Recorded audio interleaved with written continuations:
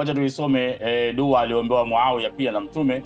Wasema hadathana Ibn Bashar qala hadathana Umayya ibn Khalid hadathana Shu'bah an Abi Hamza al-Qassab an Ibn Abbas qala kuntu al'abu ma'a as-subyan. Ibn Abbas asema nilikuwa nacheza na watoto. Fajaa Rasulullah, Mtume akaja. Fatawaraitu khalfa bab, nikajificha nyuma ya mlango. Qala fajaa fahatani hat'atan, akaja kanishika hivi akanigusa mbele, akasogea hatua fulani akanigusa. Waqala idhhab wad'u li Muawiya, nenda kanitie Muawiya. Qala fajitu faqultu yaakul, nikarudi nikaenda kumwita nikamwambia huwa yaakul, anakula Muawiya. Qala thumma qala li idhhab fad'u li Muawiya, kasema mara ya pili nenda kanitie Muawiya. Fajitu, nikarudi faqultu huwa yaakul, nikasema la anakula. Faqala la ashba Allahu batnahu, Mwenyezi Mungu usifanye tumbo lake likashiba, awe anakula tu maisha yake yote. Muawiya kaapizwa hapa lakini ndio wameshaandika riwaya kwamba kila aliyeapizwa na Mtume si